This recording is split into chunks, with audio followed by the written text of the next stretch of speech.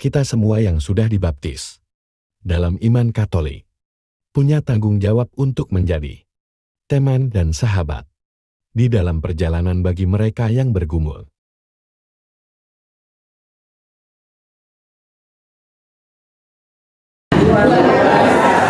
Sekali lagi saya mau bertanya, ada sukacita? Luar biasa. Kalau saya luar biasa, kenapa saya mengatakan luar biasa? Karena pada malam hari ini saya dikelilingi oleh sahabat-sahabat saya. Mulai dari ujung sana, semua di belakang ini sahabat-sahabat saya. Tapi pertanyaannya satu, apakah sahabat itu satu perjalanan saya? Seperjalanan yang ada yang ke Palopo, ada yang ke Mamuju, ada yang ke Sudian, sama-samakah kita berjalan? Ya atau tidak? Bagaimana Pak Dodo? Iya. Pada malam hari ini, saya suka sekali di flyer. Siapa yang pilih flyer? Terima kasih. Karena coba lihat di flyer, ya kebetulan dia laki-laki, jadi dia pilih laki-laki. Kalau ibu Evi bikin flyer pasti ada perempuan dua-dua berpegang, ya. Karena yang laki coba ya, dia tidak pakai sendal, dia berjalan di dalam satu perjalanan. Dia tidak di depan, dia di sampingnya. Dan dia bergandengan tangan. Artinya apa? Dia mau berjalan bersama-sama. Tapi apakah di dalam prosesnya itu kadang-kadang dia lepaskan tangannya temannya atau dia sorong temannya? Kadang-kadang kehidupan kita seperti itu, ya. Karena kadang-kadang yang menggores pertemanan kita itu bukan orang yang jauh, tetapi teman kita juga, teman sendiri yang ada di samping kita, orang terdekat kita, bukan orang lain. Mari kita lihat. Menjadi sahabat sepelayanan, kita lihat dalam Lukas 10 ayat 1 sampai 2. Mari kita baca bersama-sama. Kemudian daripada itu Tuhan menunjuk 70 murid yang lain, lalu mengutus mereka berdua mendahulunya setiap orang dan apa yang hendak diujuinya. Karena itu mintalah. Halo, ya. Karena itu mintalah kepada Tuhan yang mempunyai pelayan supaya Dia mengirimkan bekerja untuk pelayan itu. Nanti kita bisa baca di rumah ayat 1 sampai 12. Tetapi inti bacaannya seperti ini, ya. Inti bacaan dan maknanya adalah yang Lukas 10 ayat 1 sampai 12 adalah hamba Tuhan perlu memahami misi sehingga dapat terlibat dalam pelayanan misi. Injil kerajaan Allah harus diberitakan kepada semua orang, terutama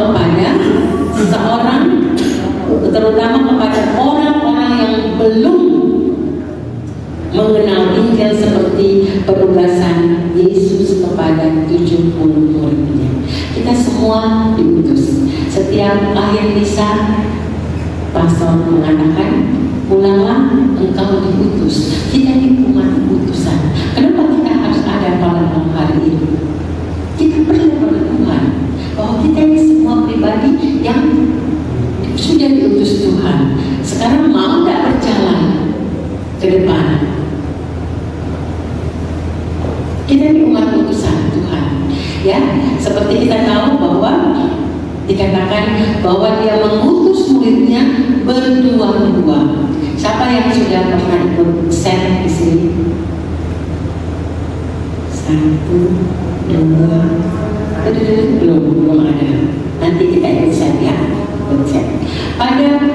Kalau kita ikut set pada bab 10, kebetulan itu bab yang saya telah dapat tugas.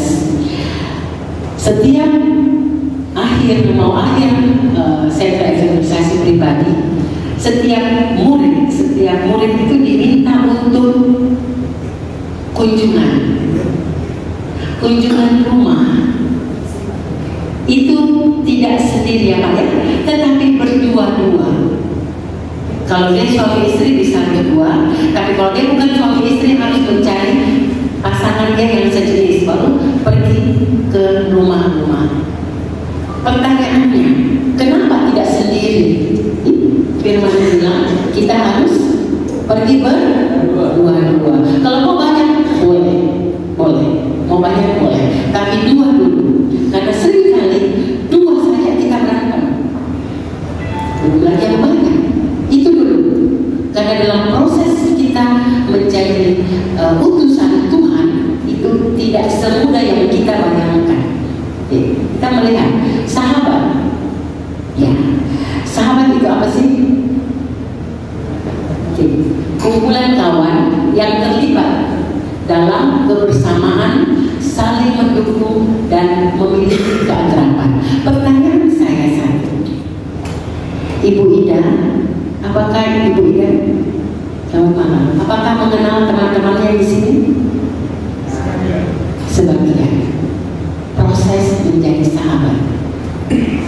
Karena anak-anak baru kan, anak-anak muda semua cantik-cantik, luar biasa. Harus saya juga pakai pemakai tadi ya, pakai ya, terus jalan-jalan cari sama mereka ya, ya tidak apa-apa. Ini untuk menjadi sahabat itu kita perlu saling berproses. Saya punya teman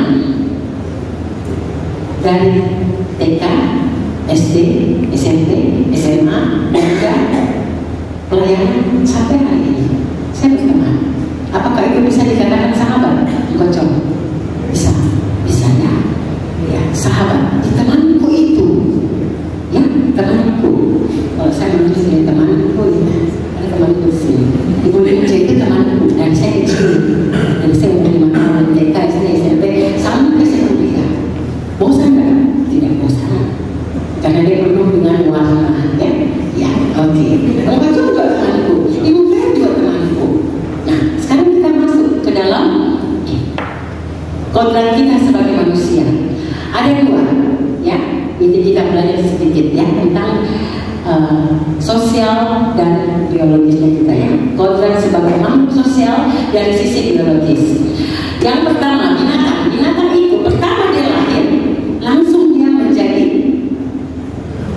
tidak bayi kayaknya, karena dia langsung jadi anak. Kalau bayi itu dia tidak bisa jalan, dia menjadi anak. Karena kita tidak pernah lihat kalau jerapah, ada bayi jerapah langsung jerapah, langsung dia bisa berdiri, langsung dia ikut hidupnya dan dia bisa makan sendiri. Oke, sudah bisa berdiri, bertegak, berjalan dan mencari makan. Kalau kucing mungkin kalau kita sering pelihara di rumah langsung dia bisa berdiri pelan-pelan tapi dengan hidungnya ada yang punya di samping. Kalau singa langsung dia besar. Nah kita lihat itu adalah binatang, makhluk yang Tuhan ciptakan. Nah sekarang manusia, kita tahu bahwa 15 tahun setelah kita lahir, 15 tahun sebelum kita dipanggil Tuhan, kita butuh orang lain. Ada yang tidak butuh orang lain hari ini? Ada apa? Saya tidak butuh dia.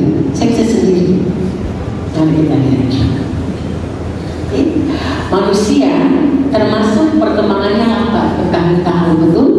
Sampai hari ini ada yang punya cucu 5-6 tahun masih dikasih makan sama omanya, mamanya, masih ada meja yang di sampingnya, susternya.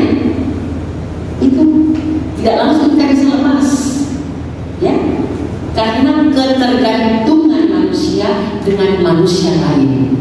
Itu dulu kita pahami. Kita butuh manusia lain, memampukan kita mengembangkan kapasitas otak, perkembangan rasional, perkembangan kreativitas menjadi lebih besar dan lebih baik. Itu manusia. Kalau binatang tidak, pokoknya dia lahir, dia bisa berdiri, jangan cari makan sendiri. Tapi kalau manusia tidak, dia butuh proses, lambat lalu dia berkembang otaknya, kreativitasnya, intelektualnya. Itu manusia, ya. Nah sekarang secara psikologis kita diciptakan tidak sendirian, dan sendirian itu tidak enak. Kadang-kadang ini sekarang kan dunia sosial media, Sepertinya saya akan tahu kalau si A itu dia lagi sendiri. Gampang lihat dari statusnya. Dia sepi, dia dan apa saya mau bikin. Nah, itu ada yang buat status seperti itu, ya kan? Kalau saya tidak pernah bikin status seperti itu. Saya tidak mau bilang saya sepi. Tapi ada seperti itu. Dia tidak tahu apa saya mau bikin. Nah, itu saat-saat Facebook pertama sekali itu muncul, itu semua orang curhat. Sekarang kan masuk TikTok, masuk Instagram, ya. Dia kadang-kadang kukunya satu, tulisnya sepi, baru satu jempol, kuku. Bila telunjuknya dia foto, tulisnya sepi, satu. Itu status. Kenapa?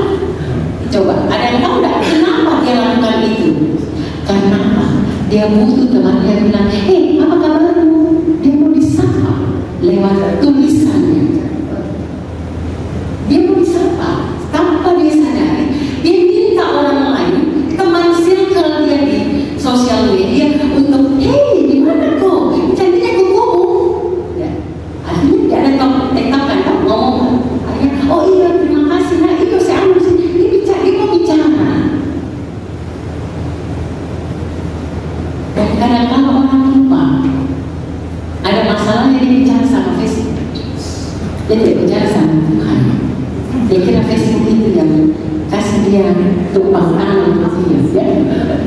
Nah, sekarang kalau kita sendiri, loneliness ya, kadang-kadang itu banyak sekali gangguan. Kau sendiri, kau tidak sayang, masa? Kalau Tuhan sayang, kau tidak merasa sendiri. Bapak Ibu terkasih. Siapa yang sudah menjadi oma di sini? Tidak apa-apa. Kita tidak perlu malu untuk menjadi status kita oma dan opa. Ya, saya punya cucu 2. Saya oma. Dan thanks God, kalau saya sehat, saya bisa menjaga, menikmati cucu saya. Bapak Ibu terkasih. Pada waktu saya usia produktif, apakah itu usia produktif? 30, 40, saya sibuk kerja. Tahu kan kalau kita diperbankan untuk satu, kalau branch manager seperti itu, bolak-balik meeting. Ya, Ibu Linca ya, tahu. Saya kadang-kala pulang, anakku sudah tahu wartawan. Saya training 3 bulan, 6 bulan, tahu-tahu dia sudah jalan. Tuhan punya baik. Tuhan punya baik, saya bilang. Di usia saya sekarang, saya menjaga. Kadang-kadang saya lupa kalau itu saya punya cucu.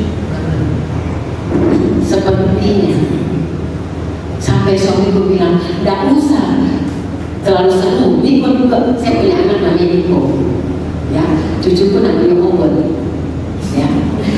Kalau suami bilang, masa kan lupa waktu ini kita juga begini, saya lupa.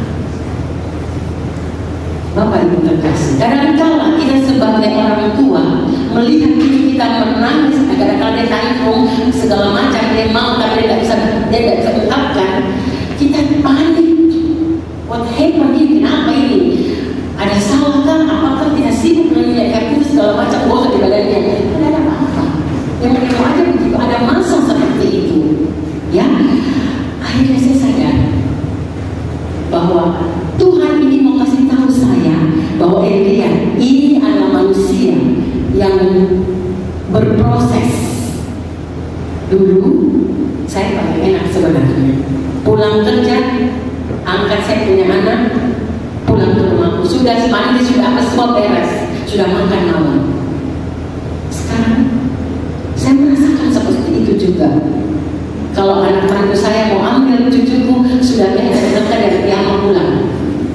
Saya lakukan seperti itu karena apa? Saya merasakan bahwa Tuhan memberikan saya waktu untuk itu, ya, berproses. Orang butuh, ya, apalagi kalau kita punya anak sekarang ini masa produktif, dia butuh orang lain untuk menjaga dia punya buah hatinya, ya. Hidup di zaman modern semakin banyak orang yang merasa kesepian, ya. Intinya secara biologis, psikologis, manusia diciptakan untuk saling tergantung satu dengan yang lain. Ya. Waktu kita kecil, kita pernah dikasih tahu sama orang tua kita, jangan kau bicara sama orang-orang lain. Jangan kau bicara sama orang yang kau tidak kenal. Betul? Betul? Sampai saat ini pun pasti kita kasih tahu sama anak-anak kita, jangan berbicara kepada orang asing karena terlalu banyak kejahatan. Tapi untuk konteks ini, hari ini kita berbicara bahwa kita adalah pembawa kabar baik. Kalau kita tidak kenal, bagaimana kita mewartakan kabar baik? Untuk konteks itu tidak salah. Tidak salah bahwa kita mengajarkan kepada anak kita bahwa jangan bicara kepada orang lain yang kita tidak kenal. Itu benar. Tetapi untuk konteks kita menjadi umat perutusan, ya, kata-katanya mau berjalan bersama-sama seperjalanan. Tentu kan ada hal yang kita harus terobos yang kita tidak kenal, ya. Nah, sekarang, namun untuk menjadi pembawa kabar baik, hendaknya berani memposisikan diri untuk menyapa orang yang kita tidak kenal. Bagaimana Pak Dodo? Oke? Punya pengalaman di Mamuju, banyak orang yang kita tidak kenal. Kami pelayanan kemarin sama-sama Pak Dodo, Ibu Vera dan beberapa teman dari BPK, banyak orang yang kita tidak kenal. Tapi kita sudah tahu bahwa kita ini umat perutusan, kita menyapa semuanya. Halo, halo, apa kabar? Konteksnya kita sudah berbeda karena kita tahu apa yang kita mau katakan itu kabar baik.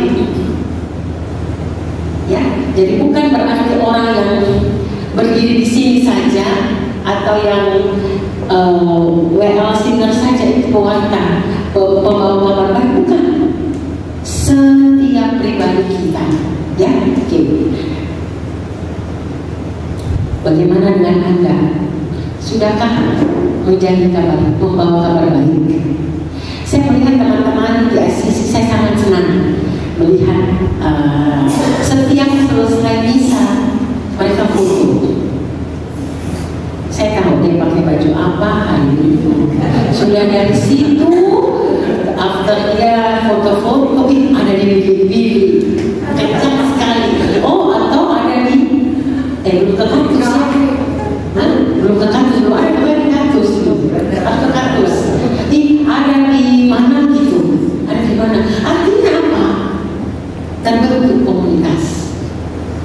Kalau tidak sehati sepikiran, tidak akan ada seperti itu. Sebentar saya melihat latihan gol, tadi doa rukun, tadi itu. Coba kita cek. Semua yang ada di sini cek.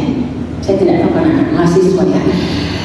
Sepertinya kita punya WhatsApp itu teman-teman lingkaran kita, rukun, teman kor, teman apa lagi? Depas.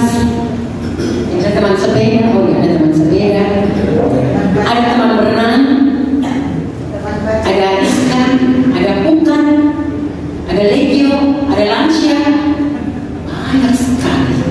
Pertanyaannya satu, ada ini. Pertanyaannya satu, apakah saya sudah menjadi pewarta kabar baik, atau saya menjadi troublemaker di dalam?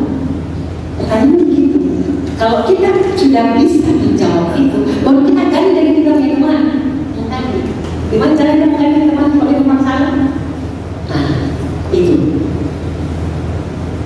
Kan? Tidak mungkin kita mau menggali teman kalau kita sendiri bermasalah. Oke? Nah, jadi sakitnya hati. Ada itu hati yang perlu dipakai stetoskop. Ada di sini dokter. Ada di sini dokter. Ternyata bukan hatinya Pak Dodo ini mungkin mau dikasih stetoskop, ya bukan hatinya Ibu Lili tapi hatinya Pak Dodo. Kadang-kala kita punya hati perlu juga diisi dengan vitamin supaya tidak waktu stetoskop, lumba-lumbanya tidak terlalu kencang. Mengapa saya katakan demikian? Karena kita harus jaga kita punya hati. Karena kita punya hati itu akan tercermin dari sikap yang kita punya perkataan. Ya? Kita lihat di dalam Amsal 4 ayat 23 dikatakan, jagalah hatimu dengan segala kewaspadaan, karena disitulah tempat dan kehidupan. Kadang-kala ada istilah begini, orangnya baik itu, memang caranya begitu, hatinya baik sebenarnya, cuma caranya gitu yang begitu. Itu tidak, memang tidak baik. Jujur, karena itu hati. Kalau dia hatinya baik, dia tidak akan berkata sedemikian, dia tidak akan bersikap sedemikian. Itu semua dari ada firman yang bilang, bukan saya yang bilang. Saya belajar dari firman ini, sehingga kita kadang-kadang harus mengoreksi diri. Saya tahu sekali kalau saya itu capek, saya lelah, saya sibuk, lebih bagus saya tidak berbicara. Saya tidak berbicara, karena kalau saya bicara, yang kedua itu ketus.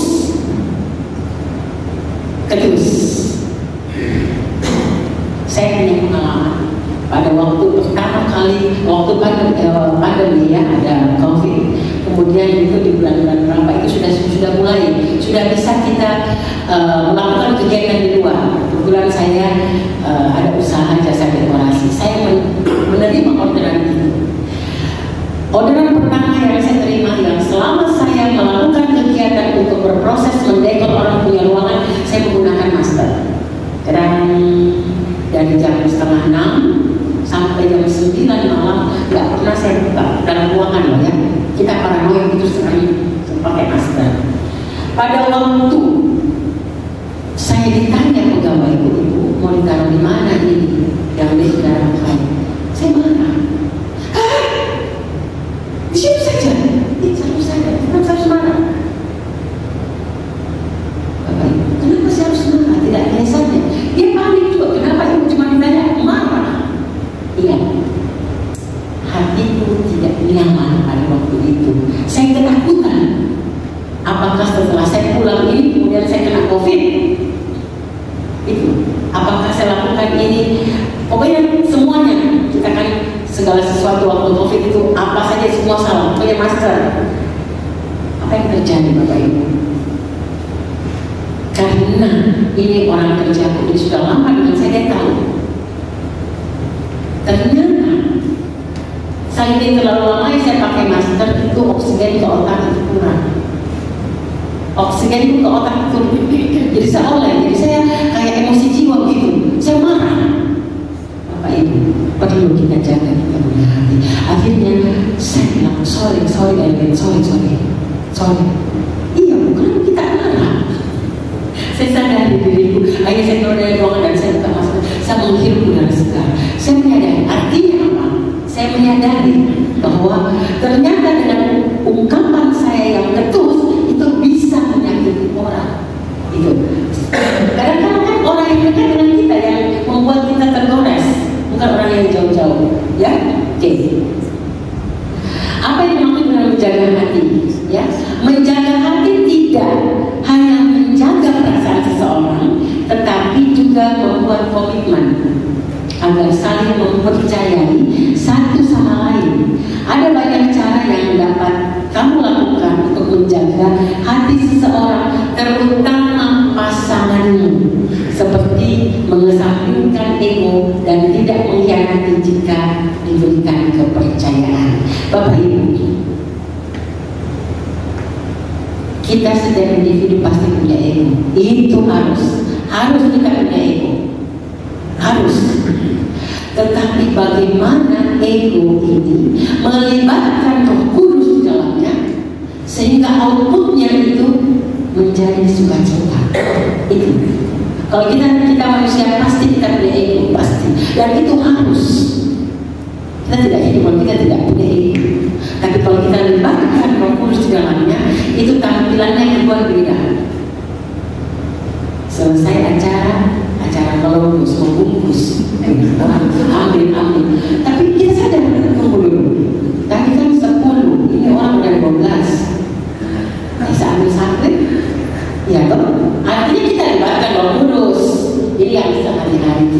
Saya tidak mencari sesuatu yang jauh.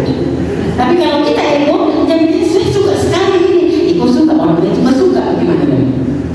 Artinya kita diberikan untuk kita bersama-sama menjadi berkat, bukan menjadi batu sandungan, ya.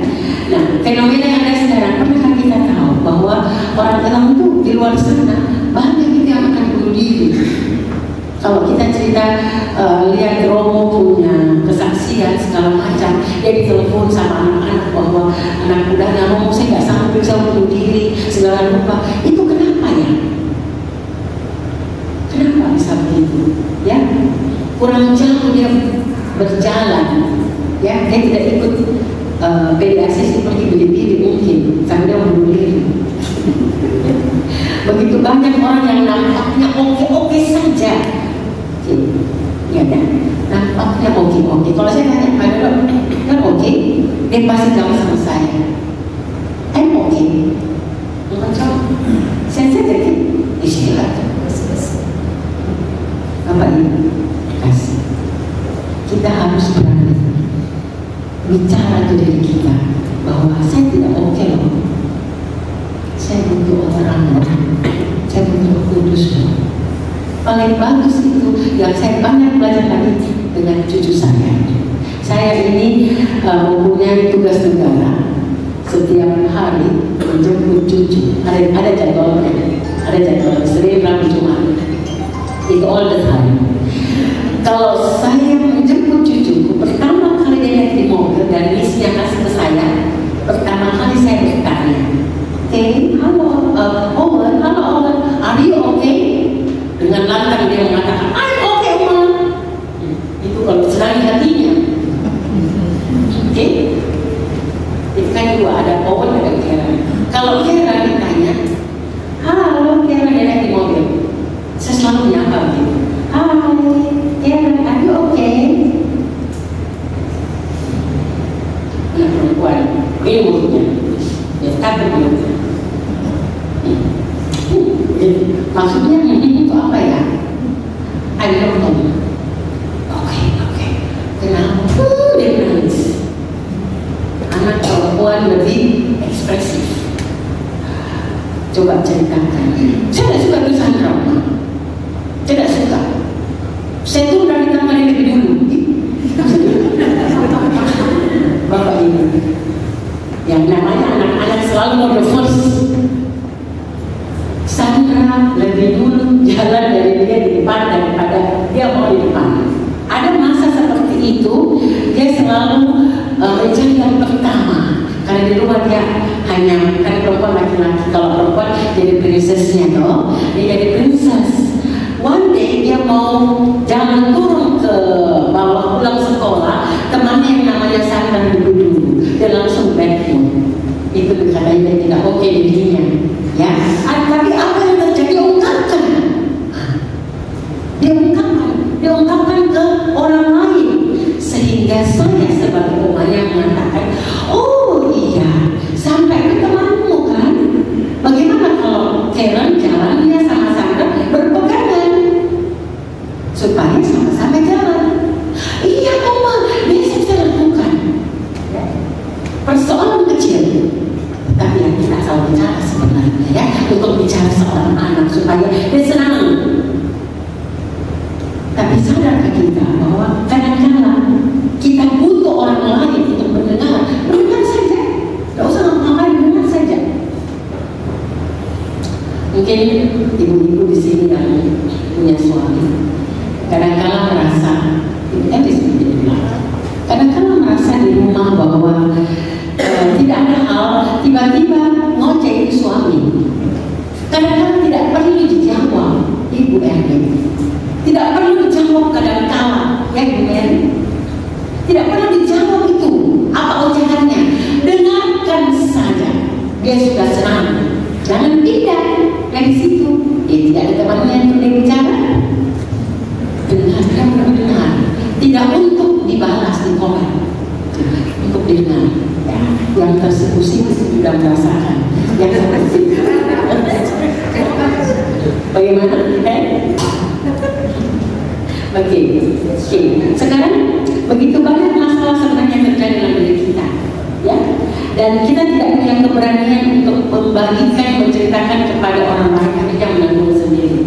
Nah, akhirnya apa yang terjadi? Kita merasa sendiri, ini sepi kok gawe, ini dari temanku, padahal banyaknya orang, tetapi kita merasa sendiri, kita merasa tidak berharga.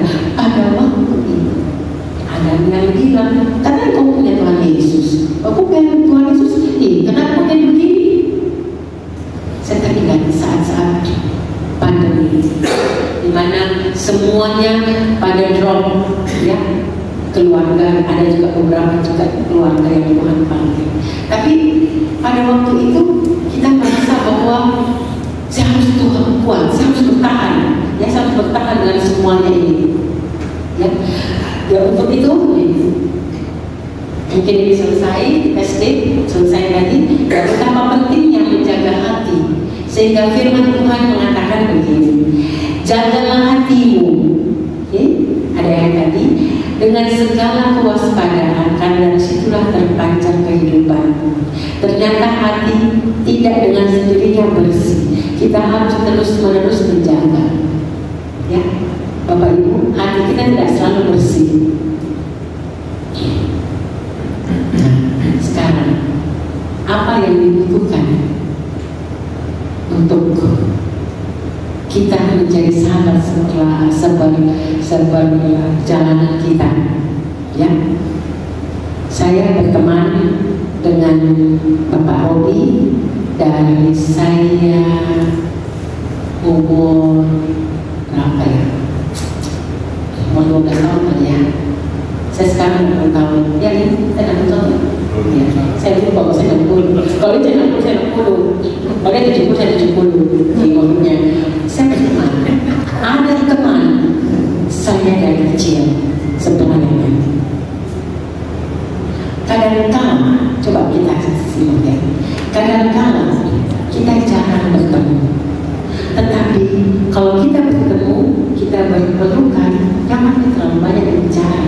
Kita merasakan ada kehangatan sebagai teman. Itu yang saya rasakan.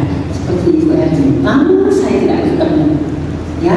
Terakhir bertemu ya sering-sering, tapi tidak selalu. Kami pernah konvenda karismatik di Manado, kami sekamar. Tidak makan 2 hari, tidak malam.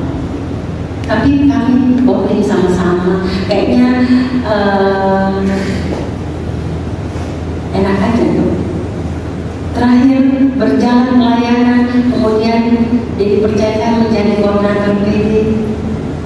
Pelukanku sama dia biasa aja, sebiasa orang lainnya, tetapi saya tidak merasa biasa.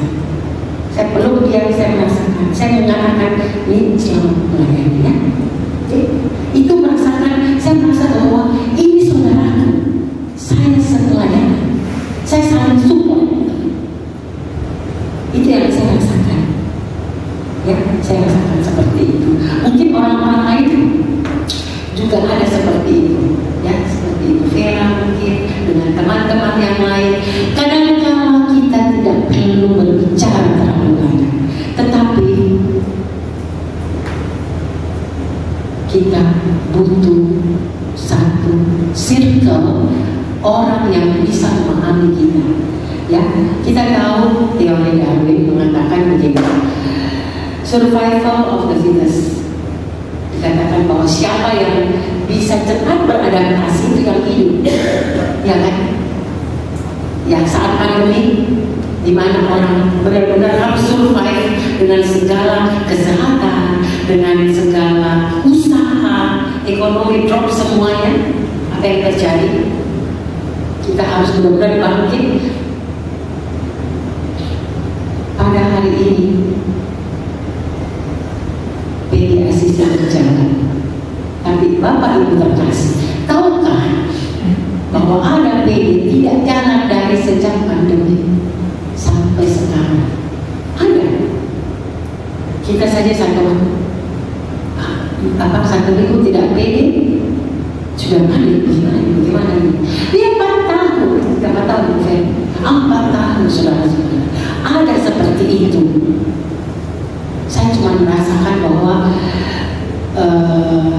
mana perutusan yang Tuhan taruh di hatinya. Karena kalau misalnya tidak jalan, itu umat seperti ini kan butuh rohnya dinyalakan. Ya anak muda ya, perlu. Tadi saya lihat anak muda semangat sekali, ya. Oke. Kadang kita melihat itu sesama kita itu musuh. Kenapa? Karena kita mau bersaing dengan dia. Oke. Tapi kalau orang yang membawa Yesus ke dalam dirinya, dia harus sadar bahwa saya ini penuh kerapuhan, saya penuh kekurangan, saya butuh Roh Kudus, saya butuh orang lain untuk bersandar. Saya butuh untuk didengar, saya butuh tangannya memeluk saya butuh untuk dimengerti.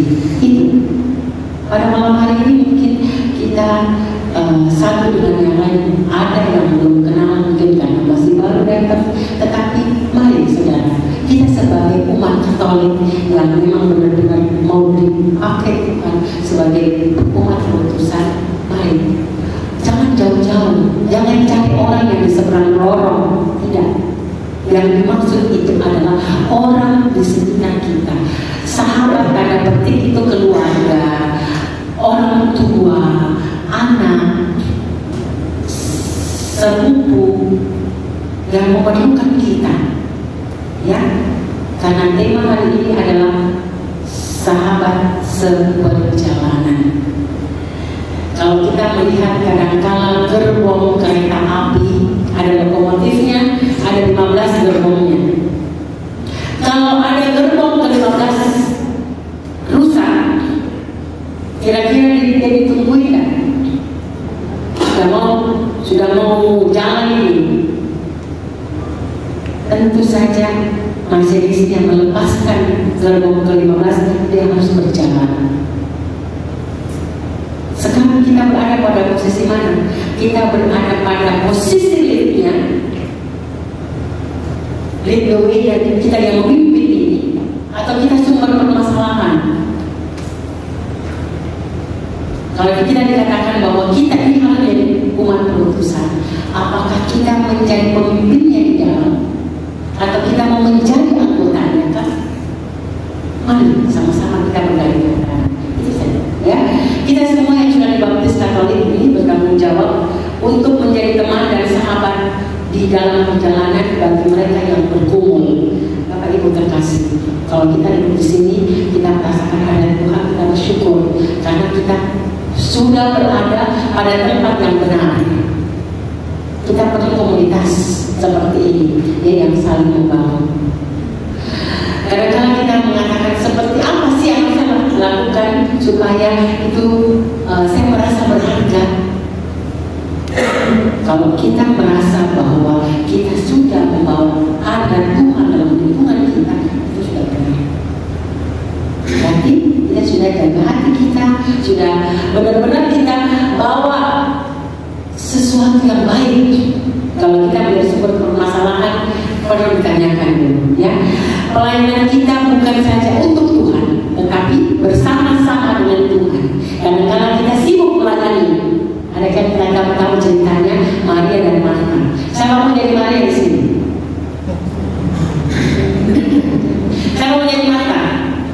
Sibuk terus.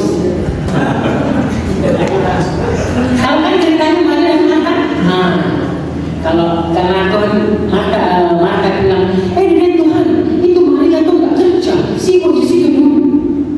Tidak tahu kalau Maria itu dulu berdoa, doakan kamu semua dan sibuk sana sini.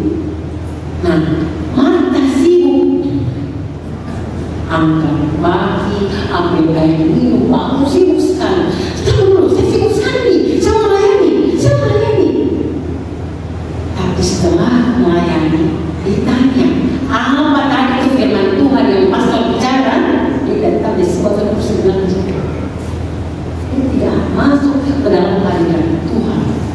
Manusia, saya pernah merasakan itu dari mana? Pernah. Waktu saya masih belum ikut karismatik, saya masih di gereja lama saya, di gereja Andalas. Kami muda-muda Andalas ke gereja karena dia ada, karena roh ada saya datang, karena si ada kita kumpul. Tapi ditanya apa itu yang tadi pastor bicara, kita tidak tahu apa itu. Benar, kita sibuk melayani, angkat kursi sana sini, sibuk semuanya. Satu saat saya berpikir, kalau saya mau tumbuh ini tidak begini caraku. Saya harus benar-benar, ternyata dari cerita Marta dan Maria ini terbuka pikiran saya. Ternyata tidak selalu orang dilihat dinilai karena dia sibuk. Pelayanan kita tidak usah dilihat dengan mata. Makanya setiap event, ya barunya setiap event itu ada tim doa di belakang doa. Kita harus tahu bahwa doa itu punya kuasa. Orang harus berdoa, jangan sibuk semua kursi dan segala macam. Kalau boleh di sana ya, pulang ke sana. Terima kasih. Kenapa kita tidak sana juga sibuk sana sini? Nah, bagaimana memulai aksi kesadaran untuk mensensitif dalam diri kita dari Roh Kudus? Bagaimana kita mulai sadar bahwa ternyata ya ada Roh Kudus dalam diri kita? Saya sudah kebetulan tidak ini. Apakah Roh Kudus sudah ada dalam diri saya? Kita bisa tahu. Ketika engkau benar-benar meminta Allah bekerja dalam dirimu dan engkau membuka hatimu, maka pelan-pelan engkau akan belajar bersikap baik kepada dirimu sendiri. Bapak Ibu terkasih, kita belajar dari diri kita sendiri dulu. Kalau kita sudah tahu bahwa kita rapuh, kita punya kekurangan, kita butuh Roh Kudus, kita tidak mungkin bisa sombong. Tidak mungkin. Pasti. Kan saya punya kekurangan. Kalau kita mengatakan bahwa I'm the best, saya paling hebat, kamu kau, saya di depan. Tidak. Pada saat Anda menggandeng teman, tidak ada di teman di belakang. Tidak ada yang mau digandeng sama Anda. Tidak ada. Pasti orang benar-benar melepaskan tangannya. Karena Anda tidak melibatkan Roh Kudus.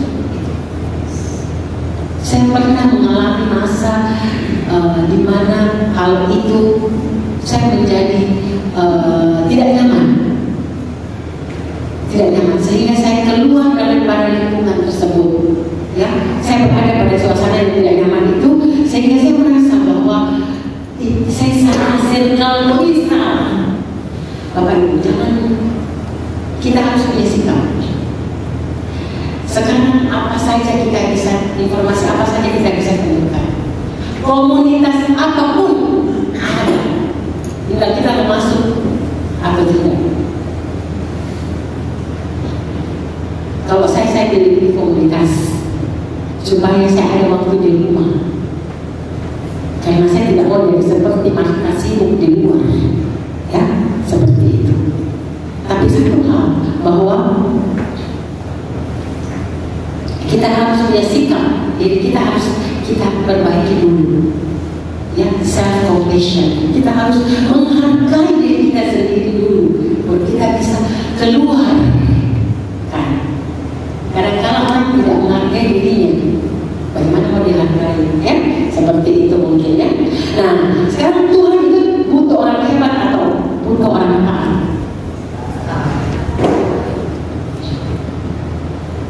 Butuh orang hebat atau butuh orang taat? Siapa yang mau taat sih? Kita mau. Banyaknya sama kita jawab taat. Saya tidak ada jawabannya. Nah, sekarang kesimpulan. Ya, tadi kita cerita bahwa kita mau menjadi kita kodrat manusia. Terdiri dari otak, pikiran, semua kita harus bahwa kita punya sikap. Kita butuh orang lain.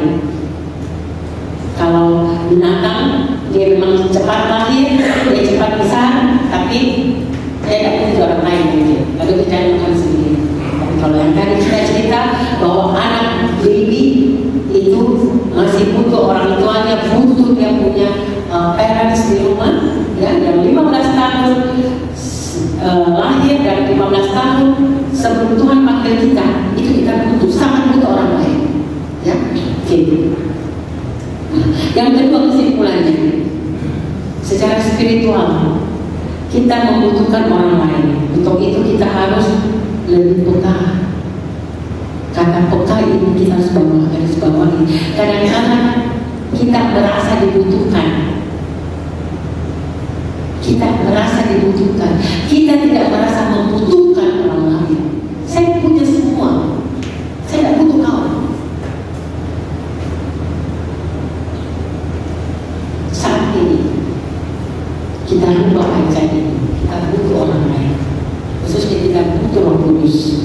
Ya, karena kadang-kadang kita butuh telinga untuk kita dengar atau mendengar. Ya, kita butuh tangan untuk dipeluk dan memeluk. Kita butuh hati untuk dimengerti. Ya, seperti itu. Nah, yang terakhir adalah kesimpulan. Memimpin orang yang Anda temui untuk sampai menemukan pengalaman akan Allah pada level yang lebih tinggi. Ini penting sekali.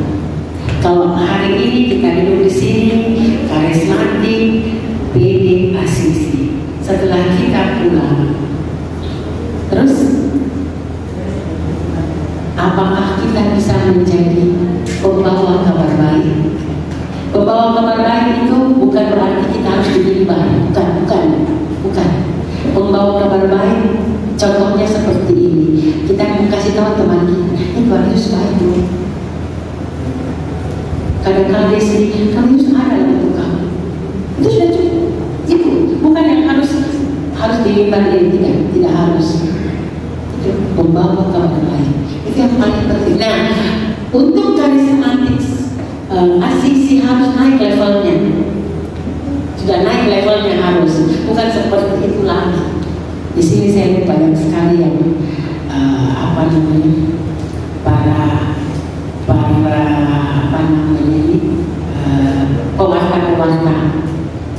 pewarta baik di Rukun, di BPK atau dimanapun, itu harusnya kita menggandeng kita punya teman, bukan kita sendiri.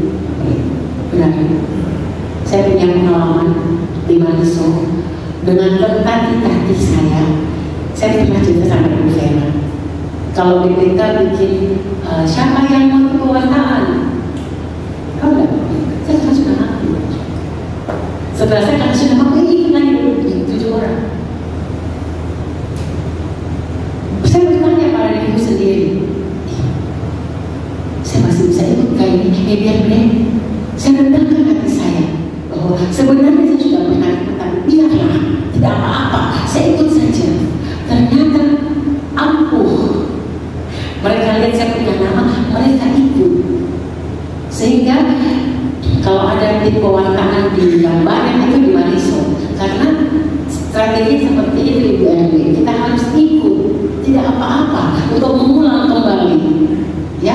Dan akhirnya terjun bebas ke dalam dan terbuka saya punya pikiran bahwa oh ternyata benar untuk mencari sahabat seperjalanan itu kita harus bersama-sama. Kita lindungi, tapi bukan berarti kita jalan di depan. Kita pegang tangannya. Kalau lambat-lambat kita lambat-lambat sedikit. Kalau mau cepat kita tarik, perlu kita tarik. Yang tadi gerbong. Kalau gerbong kereta apinya itu rusak, yang gerbong ke-15 copot, kasih pindah, ambil gerbong lain. Kita harus jalan. Karena misi perutusan tidak boleh berhenti sampai di kita, harus bergerak. Jadi dinamis. Roh Kudus juga dinamis. Ya, seperti itu. Oke, itu kesimpulan dari saya. Nah, sebelum saya tutup, oke. Biasanya Ibu Vera itu kalau selesai ada pantunnya. Kemarin saya minta pantun waktu di Suria. Ibu Vera minta berpantun. Saya minta berpantun, saya dapat pantun 2 hari ini. Jalan-jalan ke Asisi, cakep, dengan mobil pintir sendiri.